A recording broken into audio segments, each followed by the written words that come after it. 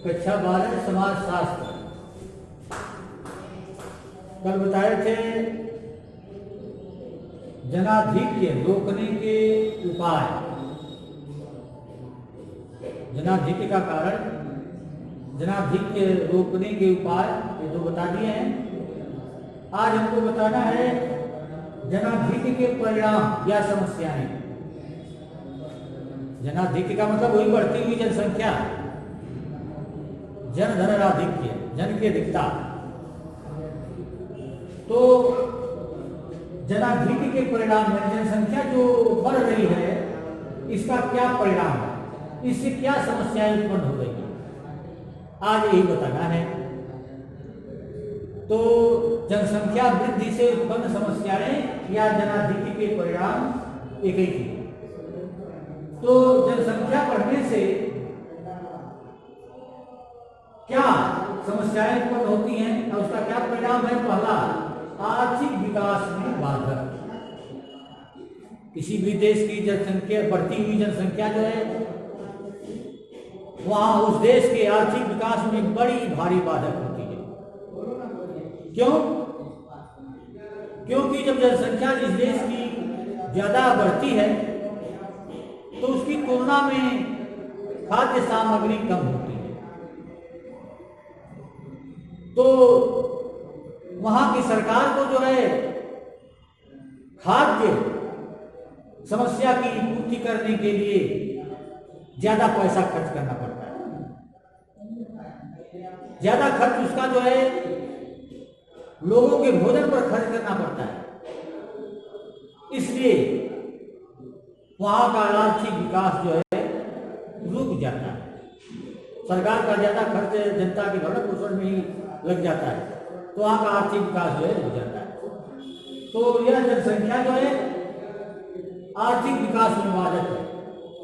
प्रति व्यक्ति आय कम हो जाती है, सरकार की आमदनी कम हो जाती है, तो आर्थिक विकास रुक ही जाएगा, तो आर्थिक विकास में बाधक है। दूसरा है खाद्य समस्या।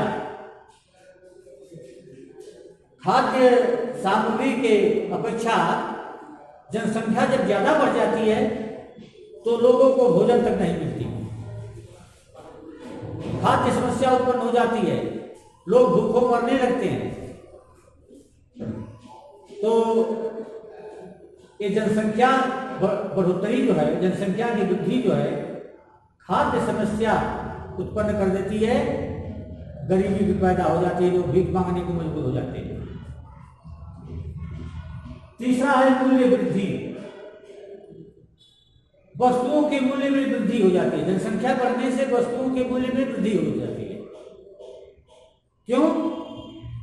जनसंख्या जब बढ़ती है तो हर वस्तु की मांग बढ़ जाती है, हर वस्तु की मांग ज्यादा हो जाती है। मांग ज्यादा होने से पूर्ति जो है कम हो जाती है। किसी वस्तु की जब पूर्ति कम हो जाती है, मांग ज्यादा हो जाती है, तो मूल्य अपने आप बढ़ जाता है।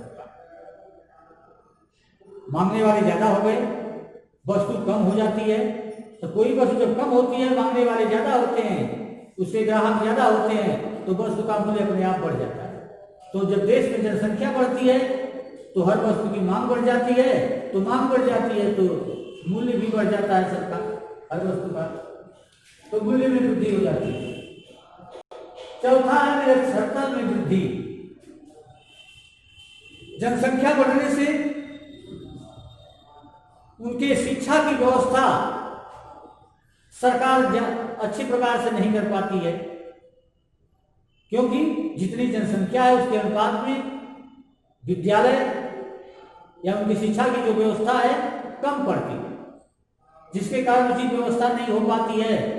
बहुत से लोग जो है पढ़ नहीं पाते हैं, निरक्षर ही रह जाते हैं, तो देश में निरक्षरता बढ़ जाती है।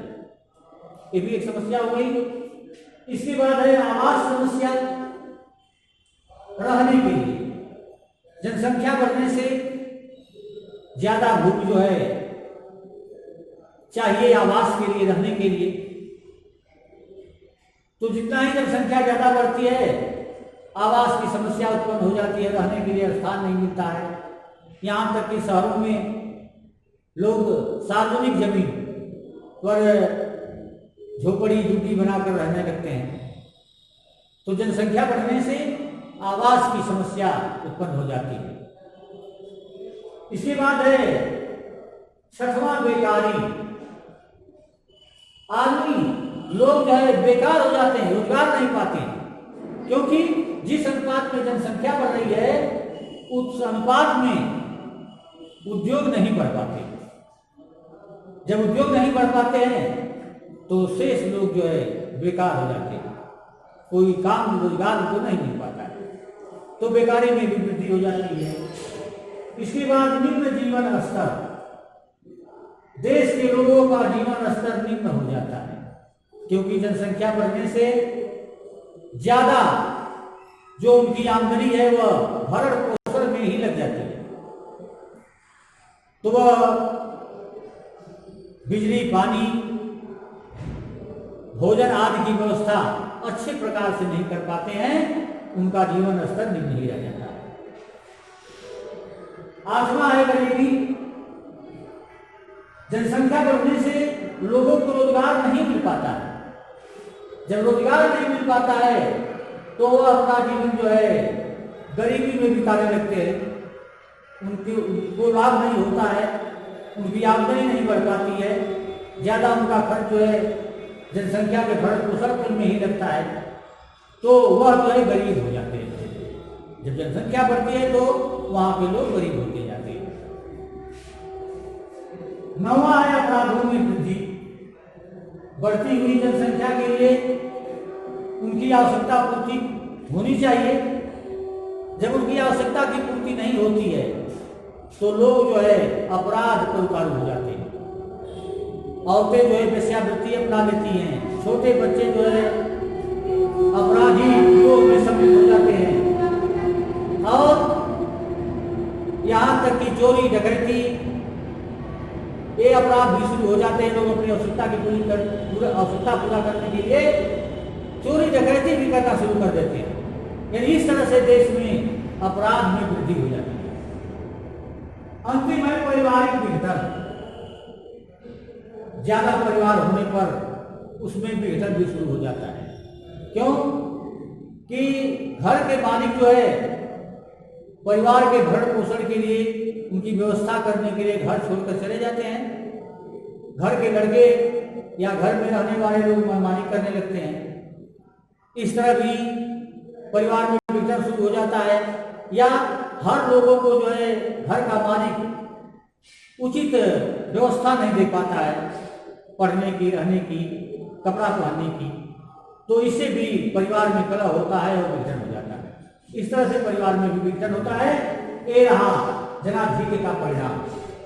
आर्थिक विकास में बाधक, खाद्य समस्या, मूल्य में वृद्धि, निरक्षरता में वृद्धि, आवास समस्या, बेकारी, निम्न जीवन स्तर, गरीबी, अपराध में वृद्धि और पारिवारिक विघटन। धन्यवाद।